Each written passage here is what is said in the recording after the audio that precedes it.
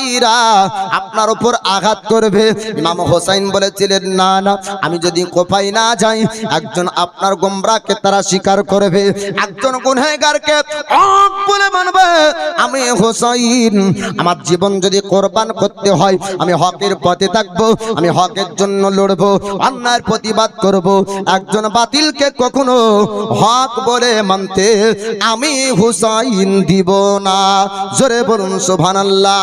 ও হোসাইনি মুসলমানেরা, আমাদের মধ্যে যদি অন্যায় দেখা যায় আমাদেরকেও আপনার প্রতিবাদ করতে হবে। আল্লাহর নবীর নাবাসা ইমামে হোসাইনকে চিঠি লিখেছিলেন ইমাম মুসলিম। ওই চিঠি পাওয়ার পরে তিনি আপনার কুফার জমিনে আসছেন। রাস্তাতে আপনার একজন ব্যক্তি আপনার ঘোড়ার পিঠে চড়ে যায় আর খবর দেয় যে ইমাম মুসলিম আপনার জিন্দা নাই, ইমাম মুসলিমকে শহীদ করা হয়েছে, ইমাম মুসলিমকে কতল করা হয়েছে। নবীর নাবাসা ইমামে হোসাইন তিনি তারপর আপনার কারবালার জমিন আসলেন। কুফার সরজমিনে আসার পরে ইবনে জিয়াদকে ইয়াজিদ আপনার গভর্নর করেছিল, ইবনে সাদদেরকে দায়িত্ব দিয়েছিল। ইবনে জিয়াদের কাছে সাইয়্যিদুনা ইমাম হোসাইন গুফতাগু করবেন, আলোচনা করার জন্য গেলেন। ইমাম হোসাইন যাবার পরে আপনার বললেন, ইবনে জিয়াদ রে বল বল ইমাম মুসলিমকে কেন শহীদ করেছিস বল। তখন বলতে শুরু করলো, আপনি কি খবর জানেন না আপনার ইয়াজিদ হয়েছে আমির, ইয়াজিদ হয়েছে খলিফা, ইয়াজিদকে আমির বলে মানতে হবে, ইয়াজিদকে খলিফা বলে মানতে হবে। ইমাম হোসেন বললেন, ওরে ইবনে জিয়াদ শোন, আমি হলাম নবীর নাবাসা, আমি হলাম নবীর নাতি, আমি হলাম নবীর বেটা, আমি হোসাইন আমার জীবন থাকা পর্যন্ত আমি ইয়াজিদকে কখনো হক আমির বলে মানতে পারবো না। বল বল ইমাম মুসলিমকে কেন কতল করলি? মানে ইয়াজিদের প্রশংসা করেছিল না, আপনার বায়াত প্রচার করছিল, তাই আপনার বায়াত প্রচার বন্ধ করতে হবে, তাই তাকে কতল করা হয়েছে। যদি ইয়াজিদকে হক বলে মানত, ইয়াজিদের খলিফা হওয়াকে স্বীকার করত, তবে তাকে আর আমরা মানতাম না। এমন কথা আপনার বলল। আল্লাহর নবীর নাবাসা ইমাম হোসাইন তিনি আপনার আলোচনা মাফিক কথা বলতে শুরু করলেন। শোন শোন, যারা ইয়াজিদকে মানবে তারা ইয়াজিদকে মানতে বল, আমি হোসাইন আমার বাত প্রচার করব, আমার বাতকে মানুষ স্বীকার করাবো। বলল, না না, আপনার বায়াতের প্রচার এখানে হবে না। আপনার খেমায় আপনার চলে গেলেন, আবু আপনার করলেন, থাকার জায়গার ব্যবস্থা ইমাম হোসাইন করলেন। যে 20,000 ব্যক্তিরা বায়াতকে স্বীকার করেছিল, ওই 20,000 ব্যক্তিরা আর আপনার কেউ ইমাম হোসাইনের কাছে আপনারা আসে না। একদিকে 22,000 নবীর নাবাসার পক্ষে আপনারা মাত্র 72 জন শহীদ হয়। 20,000 ব্যক্তিকে আপনার দেখা গেল না। 20,000 ব্যক্তিরা আপনার কেউ কেউ ভয়ে ভয়ে আর কেউ আপনার পয়সায় বিক্রি হয়েছিল। আপনার সবাই আল্লাহকে মান্যকারী ব্যক্তি ছিল, আল্লাহকে সবাই স্বীকার করত। এক আল্লাহ স্রষ্টা প্রতিপালক রব আছে, মুহাম্মদের দ্বীনের উপর তারা ছিল, নিজেকে দাবি করতে আপনার মুসলমান। কোরআন জাননে বালা, কোরআন তেলাওয়াতকারীর মধ্যেও আপনার ইয়াজিদের পক্ষের লোক ছিল, ইয়াজিদের পক্ষে আপনার জাননে বালা ব্যক্তি ছিল, ইয়াজিদের পক্ষে নামাজকে স্বীকার করা ব্যক্তি ছিল, কিন্তু তারা বাতিলের সংখ্যায় ছিল। আর হোসাইন হকের পক্ষে। জোরে বলো নবী হাবিবুল্লাহ, আল্লাহর পয়গম্বর মহান আল্লাহ পাক আল্লাহ নবীকে জানিয়েছিলেন, হাবিব আপনার নাবাসা শহীদ হবে, আপনার যে কোনো মাধ্যমে শহীদ হবে, ঘটনা আপনার উল্টাবে না। আল্লাহ পাক আল্লাহ তাআলার ইচ্ছা জঙ্গে কারবালা হবে, হক আর বাতিলের আপনার প্রকাশ হবে। হকের পক্ষে কারা, বাতিলের পক্ষে কারা, হক বাতিলের লড়াই, কারবালার জমিনের আপনার লড়াই। সাইয়্যিদুনা ইমামে হোসাইন পানি আপনার পান করতে পাই না, ইমামে কাসিম পানি পান করতে পান না, আলী আকবর পানি পাননি, আলী আসকার পানি পাননি, হযরত আব্বাস পানি পাননি। এইরকম করে আপনার তিনারা পিপাসী অবস্থায় ছিলেন। পিপাসায় কেটে গেল একদিন না, দুদিন না বাবা, 3 দিন। আপনার আস্তে আস্তে যুদ্ধের ময়দানে যুদ্ধ আপনার শুরু হবে। আল্লাহর নবীর নাবাসা সাইয়্যিদুনা ইমামে হোসাইন তরবারির উপরে আপনার পেশানি রাখলেন, কপাল রাখলেন।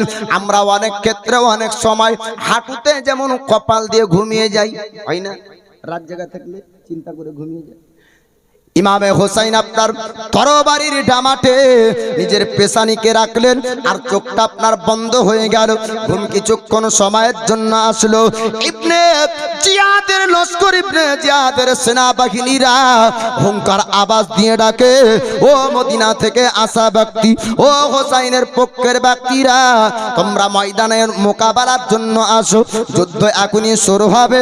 আল্লাহর নবীর নবাসা ইমামে হোসাইন তিনি আপনার বের হয়ে আসলেন। বের হয়ে আসার পরে এবার হযরত আব্বাস বলছেন, ভাই একটু দাঁড়িয়ে যান, আমি তাদের সঙ্গে একটু কথা বলবো। হযরত আব্বাস গেলেন, যাবার পরে বললে, ইবনে জিয়াদ রে বল, এখন সেনাবাহিনী কেন আনলি? ইবনে জিয়াদ বলল, মোকাবেলা করতে হবে, আমাদের সঙ্গে যুদ্ধ হবে, আর নয় ইয়াজিদকে মানতে হবে। ইয়াজিদের খলিফা যদি স্বীকার করে না, যুদ্ধ কারবালার জমিনে হবে না, কোথায় কারো রক্ত ঝরবে না, এখানে কোনো মারামারি হবে না, তরবার চলবে না, পল্লম চলবে না, খঞ্জর চলবে না, এখানে পানিও পাওয়া যাবে, খাবারও পাওয়া যাবে। আর যদি খলিফা বলে ইয়াজিদকে আমির বলে স্বীকার না করো, তবে কোফার জমিনে যুদ্ধ করতে হবে, জাঙ্গে কারবালা হবে। হযরত আব্বাস আপনার বললেন, ভাই তারা যুদ্ধ করতে চায়, এবার তো হয়তো যুদ্ধ শুরু হবে। আপনার সৈয়দনা ইমামে হোসাইন তিনি আপনার আস্তে আস্তে এবার কেওয়াই আসার পর জানিয়ে দিলেন তাবুতে, ও আমার আহলে বায়াতের ব্যক্তিরা, ও আমার বংশের মানুষেরা, ও ভাতিজা, ও গো ভাঞ্জা, তোমরা শোনো শোনো, এবার যুদ্ধের ময়দানে যুদ্ধ হবে। তারা আমার রক্ত নেওয়ার জন্য তারা পিপাসী, আমার রক্ত যদি তারা পেয়ে যায় আর যুদ্ধ করবে না, আর মোকাবেলা হবে না। আপনার সৈয়দনা ইমাম হোসাইন বললেন, আমার নানার কাছে শুনেছি আমাকে এখানে শহীদ হতে হবে। হযরত আব্বাসকে বললেন, ভাই মদিনাতে আমার ভাতিজা, আমার বেটা, আমার ভাঞ্জা, আমার ভাগনাদেরকে আপনি সহি সালামত মদিনায় নিয়ে যাবেন, এরা আমার রক্ত চাই। ইমাম হোসাইন বলছে, আমার রক্ত যদি এরা পেয়ে যায় আর যুদ্ধ করবে না, আর রক্ত কারো ঝরবে না, অতএব আমি যাই ওদের সামনে, আমাকে পেলে সব বন্ধ করে দেবে, আপনি বাকিদেরকে নিয়ে মদিনায় চলে যান। কারণ একদিকে 22,000, এদিকে সংখ্যায় কম, যুদ্ধ কি করে হবে? ইমাম হোসাইন চাইছেন না যে আমার জন্য আরো কারো রক্ত ঝরুক। হযরত আব্বাস বললেন, ভাই আপনাকে তাদের সামনে রেখে দিয়ে আমি কি করে মদিনায় যেতে পারি? কিয়ামতের দিন নবীর সামনে দাঁড়াতে হবে, কিয়ামতের দিন আমাকেও তো উঠতে হবে। আপনাকে দুশমনের সামনে রেখে দিয়ে আমি মদিনায় কেমন করে ফিরব? আমি তাদের সঙ্গে মোকাবেলা করব, আমরাও তাদের সঙ্গে যুদ্ধ করব। একে একে সবাই আপনার রাজি হলেন। ভাঞ্জা তারা আপনার ভাগনারাও বলে, ভাতিজা আপনার বলে, বেটা বলে, আলী আকবর বলে, আমরাও শহীদ হতে চাই, আমরা জীবন কোরবান করব। আব্বা জান আপনি খবরদার আমাদেরকে মদিনায় পাঠাবেন না। ভাতিজা ইমাম কাসিম বলছেন, চাচা গো আপনাকে দুশমনের কাছে রেখে আমরা কেমন করে মদিনায় যাব? আপনি খবরদার আমাদেরকে মদিনায় পাঠাবেন না। ইমাম কাসিম আপনার নওজওয়ান 22 বছরের যুবক বলে, চাচা গো আমাকে একটু ময়দানে নামান। বাবারা ভাইজান, আমি একজনের শহীদের কথা আপনাদেরকে বলবো। আল্লাহর নবীর নবাসা ইমাম হোসাইনের কাছে যখন ভাতিজা আপনার অনুমতি নিতে যায়, ইমামে হোসাইনের চোখ দিয়ে পানি ঝরতে লাগলো। বলে, ও ভাতিজা কাসিম, তোমাকে যদি আমি তাদের সামনে পাঠিয়ে দিই, আমার চোখের সামনে তোমার দেহ চটপট করবে, রক্ত ঝরবে, তোমার বাজু কাটবে, তোমার পেশানি কাটবে, তোমার হলকম কাটবে, আমার চোখের সামনে রক্তর ফোয়ারা উঠবে। ও ভাতিজা, আমি কেমন করে তোমাকে তাদের কাছে আমি পাঠাতে পারি? ওরা তো দুশমন, তোমাকে ছাড়বে না। ইমাম কাসিম বললেন, চাচা চাচা আমি শহীদ হওয়ার পূর্বে তাদেরকেও জাহান্নামে পাঠাবো, আপনি খালি ইজাজত অনুমতি দেন। আপনি যদি অনুমতি না দেন আমি এই ময়দান থেকে কোথাও যাব না। আল্লাহর নবীর নওয়াজা ইমাম হোসাইন যখন আপনার অনুমতি দিলেন, ইমাম কাসিম ময়দানে নামার পরে চিৎকার করে আওয়াজ দিয়ে ডেকে বলেছিলেন, ও দুশমনের দলেরা, ওরে নবীর দুশমনেরা, নবীর নওয়াজা হোসাইনের জনে দুশমন আয় ময়দানে আয়, আমি কাসিম মোকাবেলা করার জন্য এসেছি। তখন একজন ইবনে জিয়াদের বড় যোদ্ধা বলল, আমাকে আপনি ইবনে জিয়াদ যখন বলল বড় যোদ্ধাকে, ওই কাসিমকে তুমি যাওয়ার পর কতল করো। বড় যোদ্ধা বলছে, আপনি আমাকে বড় যোদ্ধা নামে পরিচিত করেছেন, আমি যদি ওই যুবকের সঙ্গে মোকাবেলা করি আমার ইজ্জত থাকবে না, আমার সম্মান থাকবে না। আমি 22 বছরের একজন নওজওয়ানের সঙ্গে আমি কেমন করে যুদ্ধ করতে পারি? আমার এলাকায় নাম আছে, আমি বড় যোদ্ধা নামে পরিচিত, আমার 4টি বেটা আছে, যে কোনো একটা বেটার সঙ্গে মোকাবেলা করতে পারবে না। ইবনে জিয়াদ বলল, যোদ্ধা রে তুই শোন, এটি হলো আলীর বংশের ব্যক্তি, আলীর এটি হলো পোতা, ইমাম হাসানের হলো বেটা, এর বাজুতে নবী বংশের খানদারের রক্ত রয়েছে, হালকার ওপর নেওয়া যাবে না। বড় যোদ্ধা বলল, ও ইবনে জিয়াদ, ওগো গভর্নর চিন্তা করবেন না, আপনি হলেন আমাদের লিডার, আমি হলাম যোদ্ধা, আমার বেটাদেরকে যুদ্ধে বানিয়েছি, আমার বেটাকে একটাকে নামিয়ে দিব, মোকাবেলা করবে, হারিয়ে দিবে। একজনকে পাঠানো হলো, ইমামে কাসিম মোকাবেলা করলেন, আর মোকাবেলার করার পরে ওই ব্যক্তিকে যখন কতল করে জাহান্নামে পাঠিয়ে দেয়, এবার বড় যোদ্ধার রাগ হলো, এবার বড় যোদ্ধা বলল, আর একজনকে পাঠিয়ে দাও, আর একজনকে পাঠানো হলো, আর একজনকেও জাহান্নামে পাঠালেন। এইরকম করে 4 বেটাকে যখন কতল করে, বড় যোদ্ধাকে ইবনে জিয়াদ বলল, ওরে যোদ্ধা শোন, ওই দেখ নবী বংশের রক্ত তার শরীরে রয়েছে, হালকার ওপর নেওয়া যাবে না, এবার তোমাকে ময়দানে নামতে হবে। 4 বেটার রক্ত ঝরা শরীর দেখার পরে যোদ্ধা এবার নামলো ময়দানে, ইমাম কাসিমের সঙ্গে যুদ্ধ করবে। ইমাম কাসিম তিনি আপনার বললেন, যার ঘোড়ার লাগাম দ্বারা ঠিক নাই, আপনার ঘোড়ার লাগাম ঠিক মতন ধরতে জানে না, যুদ্ধ আমার সঙ্গে কেমন করে করবে? লাগামে যেমন তাকাবে আর তরবারির আঘাতে বড় নামধারী যোদ্ধাকেও আপনার জাহান্নামে পাঠিয়ে দিল।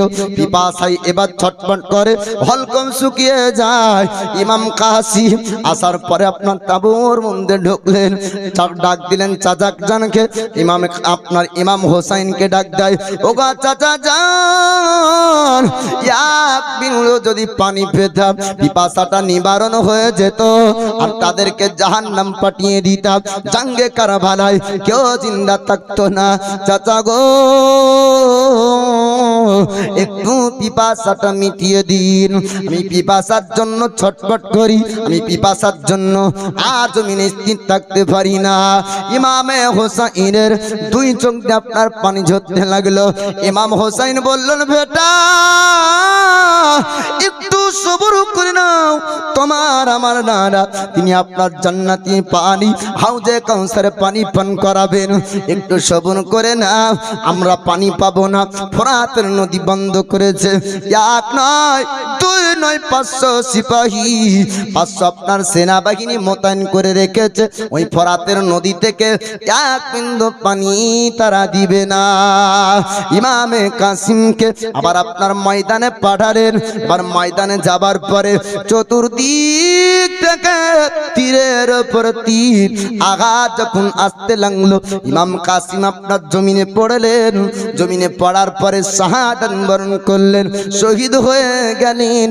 তখন হযরত আব্বাস বলেন, ভাই ছোট ছোট বাচ্চারা হলকম গুলা দেখায়, মার কাছে মায়ের স্তনের দুধ পর্যন্ত শুকিয়ে গিয়েছে, কারো কাছে একমাত্র পানি নাই।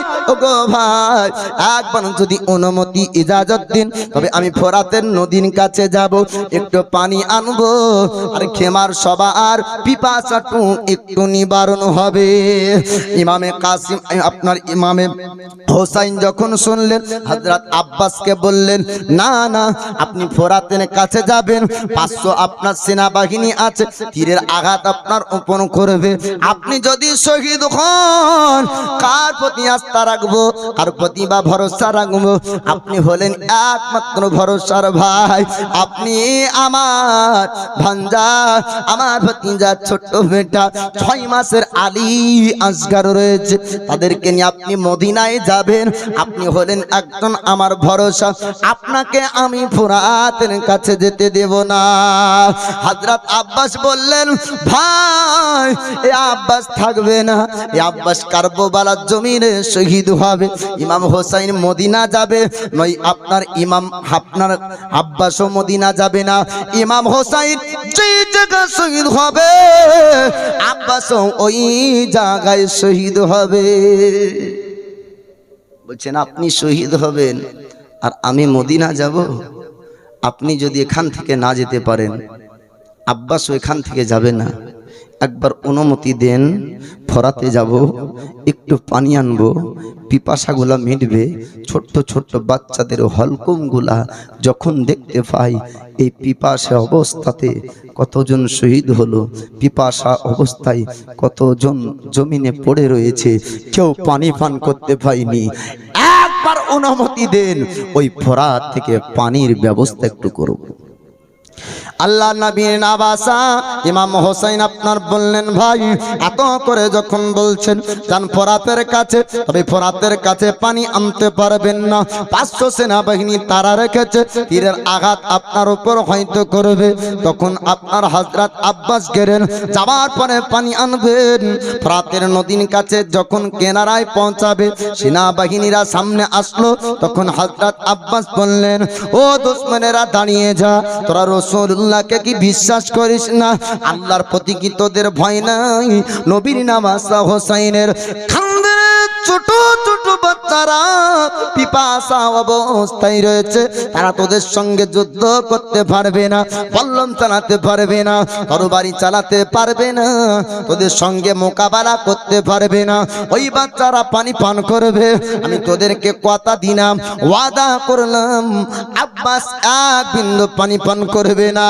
যেই আব্বাসের চোখের সামনে পানি না পান করে কাসিমের আপনার শহীদ হয়েছে, আউনা মুহাম্মাদের শহীদ হয়েছে, ওই আব্বাস পানি পান করবে না। তোদেরকে ওয়াদা করলাম, তবে একটু পানি দে। ছোট বাচ্চারা পানি পান করবে, মহিলারা পানি পান করবে, তারা তো তোদের সঙ্গে মোকাবেলা করবে না। এমন আপনার আবদান করার পরেও কেউ কথা শুনলো না। তখন হযরত আব্বাসের দিকে তারা ঝাঁপিয়ে পড়তে শুরু করলো, তরবারি বের করে হযরত আব্বাস মোকাবেলা করলেন। তারা সামনে যজন এসেছিল, হযরত আব্বাস তাদেরকে জাহান্নামে পাঠিয়ে দিয়ে ফোরাতের নদীর কোণে যখন নামলেন, নামার পরে পানি ওঠাতে যাবে, চতুর্দিক থেকে আপনার দুশমন ঘেরাও করলো। দুশমনের সঙ্গে মোকাবেলা করে আপনার একটা জায়গাতে পানি উঠালেন। ওই পানিটা খেমা আপনার আনবে, আর চতুর্দিক থেকে আওয়াজ হলো, আব্বাস যদি পানি নিয়ে চলে যায় আর আমরা যুদ্ধে মোকাবেলায় জয় করতে পারবো না। তারা যদি পানি পান করে নাই, আমাদের কাউকে রাখবে না, সংখ্যায় 22,000কে তারা হার মানাবে। না না, এই পানি যেন খেমায় না পৌঁছাতে পারে, এমন কথা তারা বলল। হযরত আব্বাসের সঙ্গে তারা মোকাবেলা করতে শুরু করলো।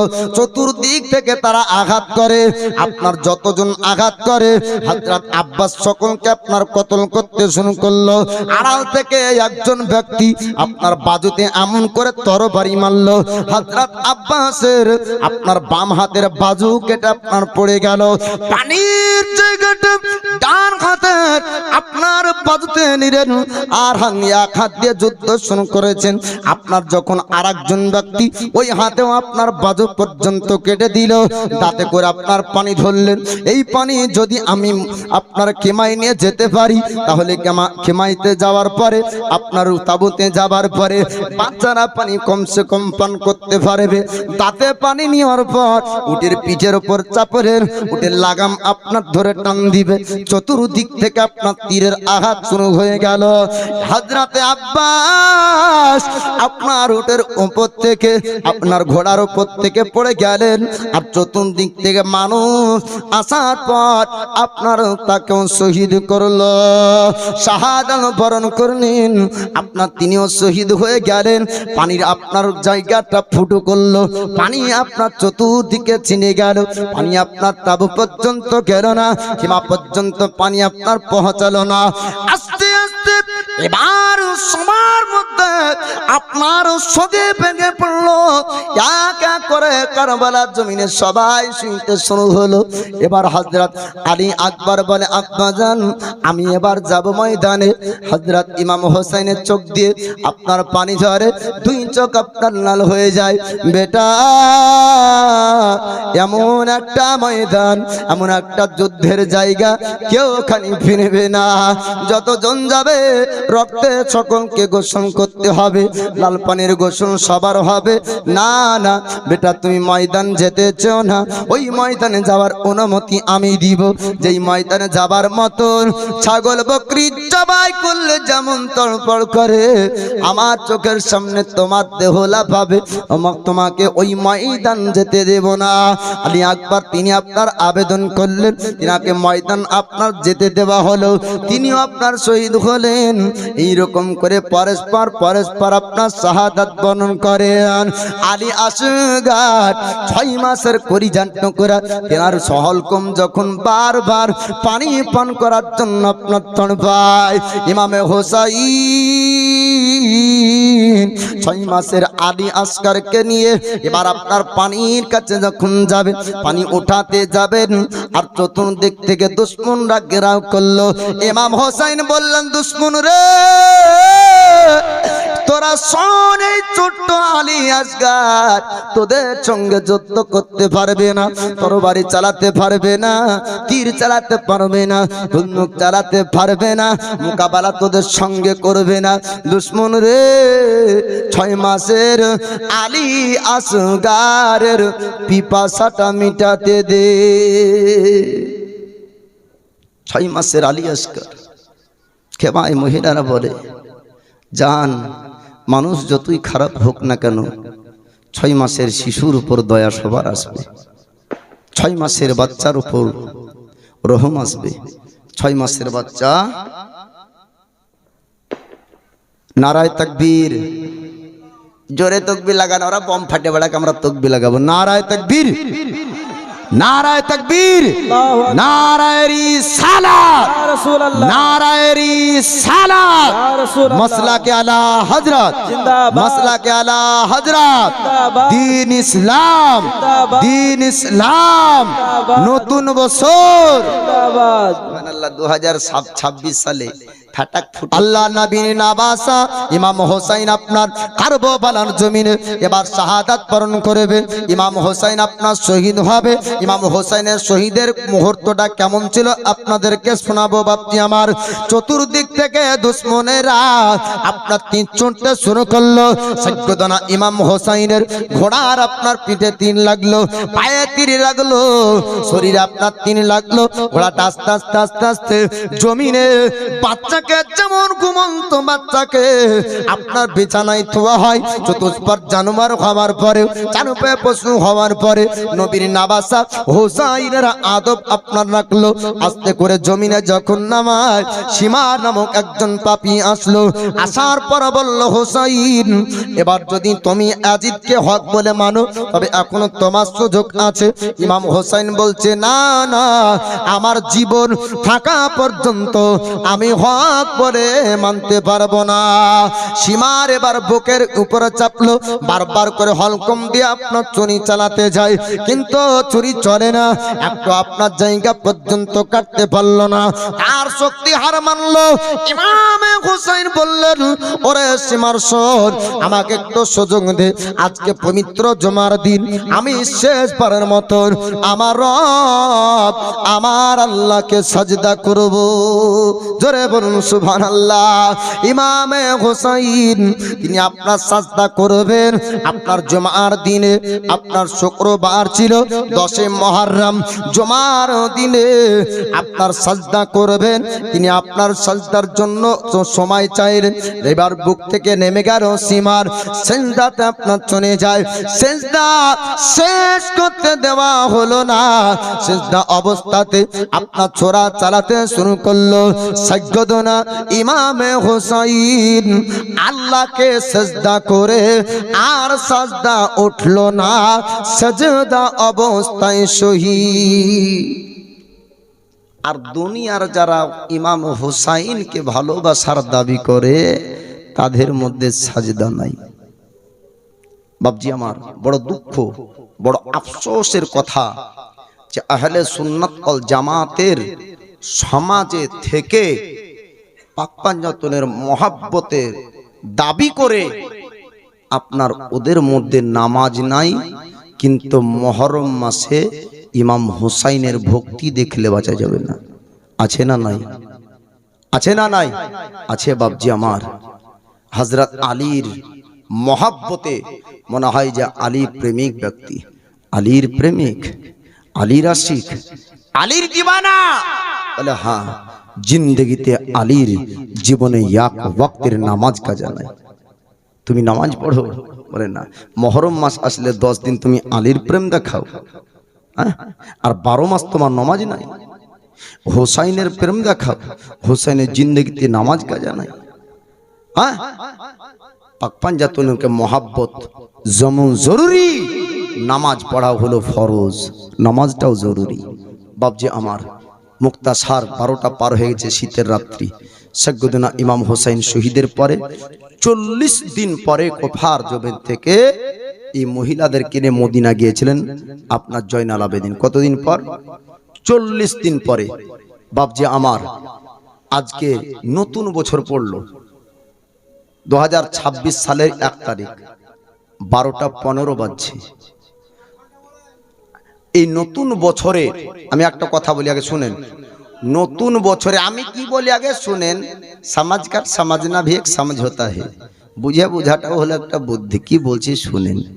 নতুন বছরে পূর্ণ বছরটা মহান আল্লাহ পাক সমস্ত বালা মুসিবত যেন দূর করেন। সকল বলুন আমিন। আপনাদের রুজি রোজগার খেতে খামারে যেন বরকত হয়।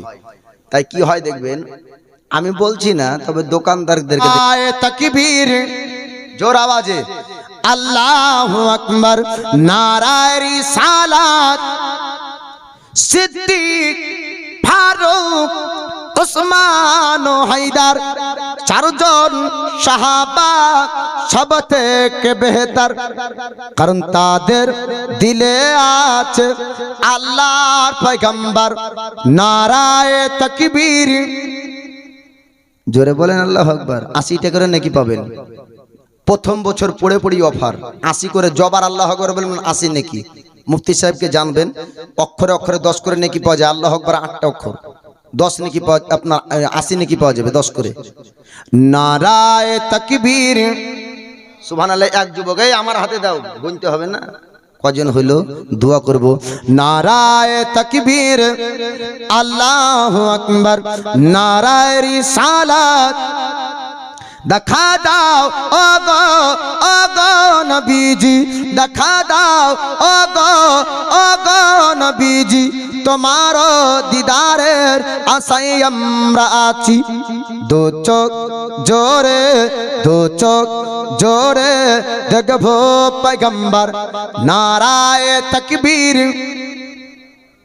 नाराए रिसालत या रसूल अल्लाह, नाराए तकबीर अल्लाहु अकबर, नाराए रिसालत या रसूल अल्लाह। जलसा जुलूस करब बारे बार, दुरूद सालाम पढ़ब হাজার বার। বলেন ইনশাআল্লাহ। যতই চেষ্টা কর তোরা ইয়া বন্ধ হবে না। মাইকের আওয়াজ বলে বন্ধ করব, আজান বন্ধ হবে, তুই চেষ্টা চালিয়ে যা, বন্ধ হবে না, চলবে কিয়ামতের সকাল পর্যন্ত। জোরে বলুন সুবহানাল্লাহ।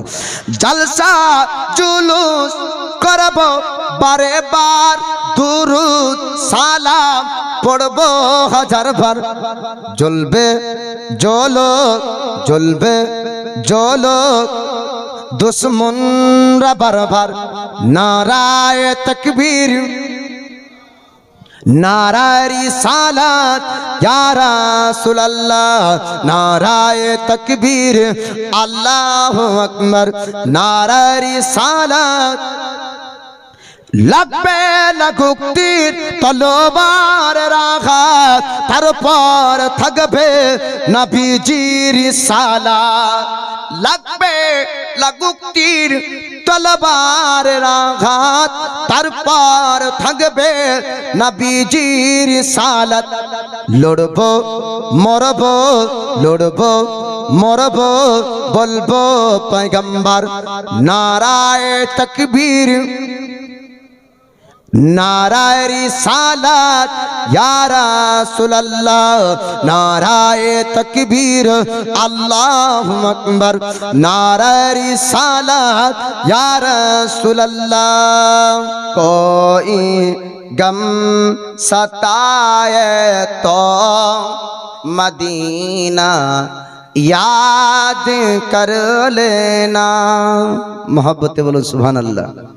जो कोई गम सताए तो मदीना याद कर लेना, न दिल को चैन आए तो मदीना याद कर लेना।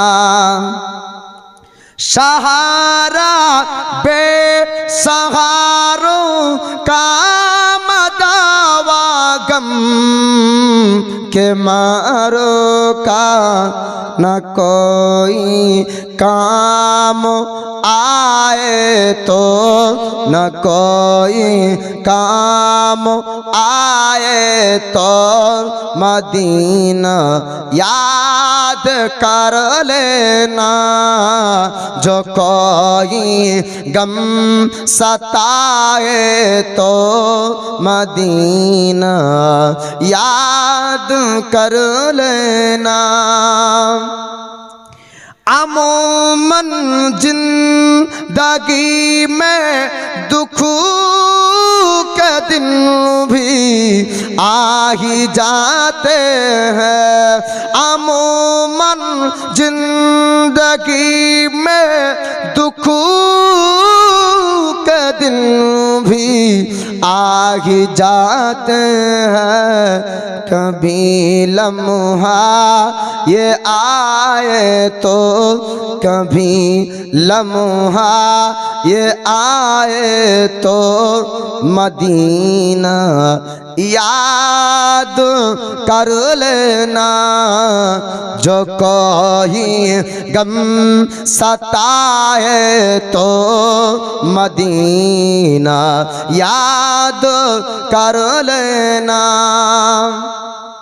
सुना है मुश्किलों में साथ कोई भी नहीं चलता, ज़माना छोड़ जाए तो, ज़माना छोड़ जाए तो मदीना याद कर लेना। जो कोई गम सताए तो मदीना याद कर लेना। ना दिल को चैन आए तो मदीना याद कर लेना। मुसीबतों में तो हर कोई उनको याद करता है। मुसीबतों में तो हर कोई उनको याद करता है। खुशी अहमद जो आए तो खुशी अहमद जो आए तो मदीना याद कर लेना। जो कोई गम सताए तो मदीना याद कर लेना। न दिल को चैन आए तो मदीना याद कर लेना। जय हो। ভাষাগত ভুল হলে ক্ষমা করবেন। কোরআন হাদিস থেকে ভুল করলে আল্লাহর কাছে ক্ষমা প্রার্থী। আস্তাগফিরুল্লাহ রাব্বি মিন কুল্লি যামবি ওয়া আতুবু ইলাইহি। লা হাওলা ওয়া লা কুওয়াতা ইল্লা বিল্লাহিল আলিয়্যিল আযীম। লা ইলাহা ইল্লাল্লাহু মুহাম্মাদুর রাসূলুল্লাহ সাল্লাল্লাহু তাআলা अलैहि वसल्लम। और उस कुर्सी झुके उठ खड़े मोमिन ताजिम मोहम्मद सल्लल्लाहु ताला अलैहि वसल्लम की या नबी